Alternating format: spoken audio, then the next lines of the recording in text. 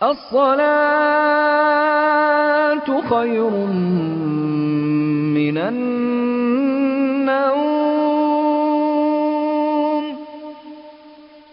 الصلاة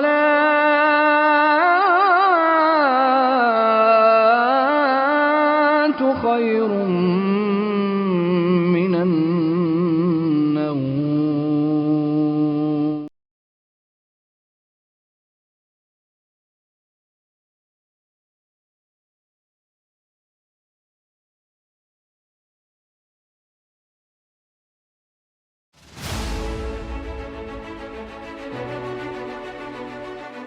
Musholah Nurul Islam menjadi salah satu musholah yang menyimpan banyak hal yang menakjubkan.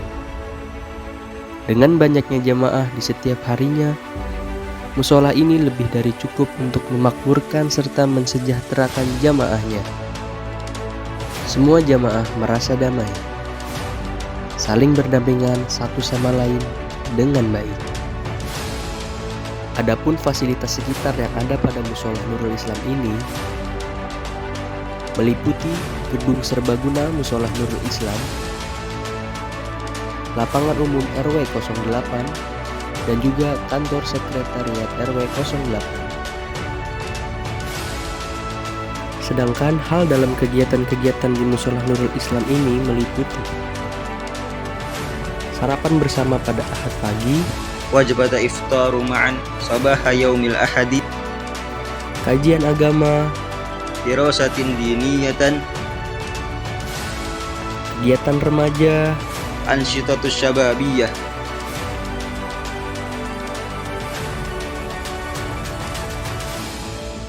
belajar mengajar baca Al-Quran, baik bapak-bapak, ibu-ibu, kullin minal aba'i wal ummahatil murahiqina wa kadzalikal atfal. Arba'ah ansyitatus syababiyah,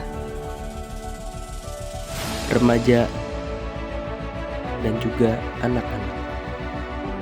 Musalla Nurul Islam mintaqatun mali'atun bisalami wa qad wahadahumul insijamut tabi'iyyu lissalami fi ta'ziri awasiris sadaqah bainal jama'ah wa ba'dihimul ba'd.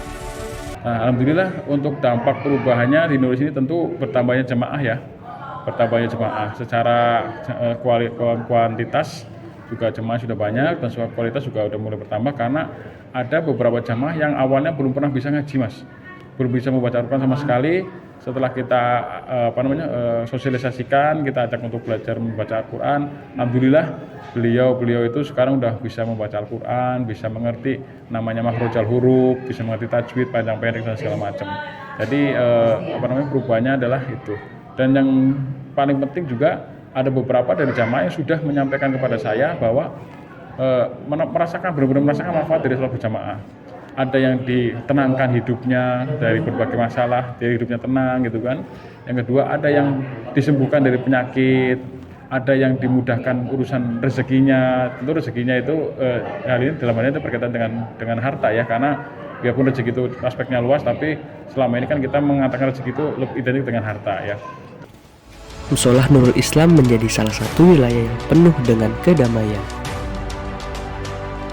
Harmoni kedamaian secara alami telah menyatukan mereka dalam mempererat tali silaturahmi antara jamaah satu sama lain. Salah satunya antara lain yaitu menjenguk jamaah yang sedang sakit,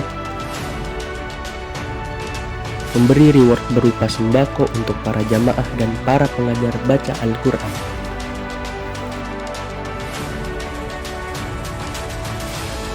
Untuk menjalin kerekatan antar jamaah, mereka bersama-sama bergotong royong untuk menciptakan sebuah kegiatan seperti aktivitas gotong royong pembangunan musholah yang saat ini sedang berproses, dan juga kegiatan Hari Besar Islam. Kehangatan para jamaahnya memberikan suatu energi positif tersendiri bagi siapapun jamaah yang datang dari luar untuk bersama-sama berjamaah di Musholah Nurul Islam. Antara orang tua dan anak muda bersinergi bersama, menciptakan suatu keharmonisan yang selaras. Harapan saya terhadap Nuris dan jamaahnya, tentu yang pertama untuk Nuris sendiri, harapan kita tetap sama, yaitu menjadikan Nuris ini sebagai Baitullah, Baitul Mal, dan Baitul Quran.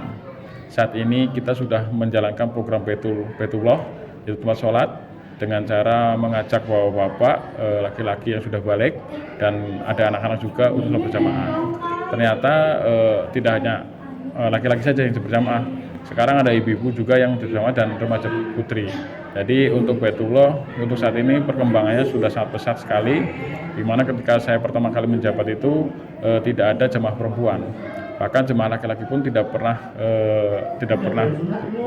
lebih daripada bangunan utama yang di dalam kotak ini. Hanya di dalam kotak ini aja, baik mau subuh, maghrib, duhur, asar, maghrib, isya, semuanya hanya di dalam kotak ini. Tapi alhamdulillah semenjak kita ikhtiar, kita berjuang di jalan Allah, kita mulai ngajak-ngajak sholat berjamaah, alhamdulillah sudah banyak sekali yang datang ke Nuris dan berjamaah. Harapan berikutnya adalah terkait dengan jamaahnya. Tentu harapan saya adalah menumbuhkan kesadaran terhadap asal mula kita diciptakan. Di dalam Al-Quran surat Az-Zariyat ayat 56 disebutkan di situ bahwa tidaklah Allah menciptakan jin dan manusia kecuali untuk beribadah kepada Allah. Jadi saya berharap ke depannya semua jamaah Nuris ataupun yang belum bergabung sama Nuris, yaitu hidupnya hanya untuk beribadah. Jadi kerja itu niatnya ibadah, dan kerja itu sambil nunggu waktu sholat. Dan yang paling penting adalah tidak ada rasa takut kepada apapun kecuali takut pada Allah. Tidak takut pada kemiskinan, tidak takut pada kekurangan harta, tidak takut pada kelaparan, dan tidak takut pada apapun, hanya takut pada Allah saja. Itu harapan saya untuk Nuris dan jamaahnya.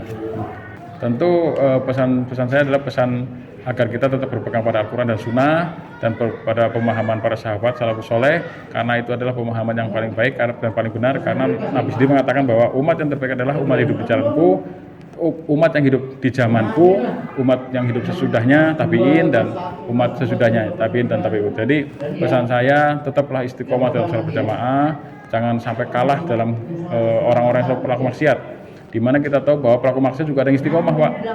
Istiqomah, jadi dia omongin kayak apapun dia tetap melakukan maksiat, istiqomah dalam kemaksiatan. Masa kita dalam ketaatan tidak bisa istiqomah? Jadi kita harus istiqomah, berjuang, sabar, bahwa ketaatan itu tidak bisa dibayar dengan murah, dan Allah pasti akan mengujinya, karena hasil yang kita dapatkan adalah surga yang tidak ada duanya di muka bumi ini.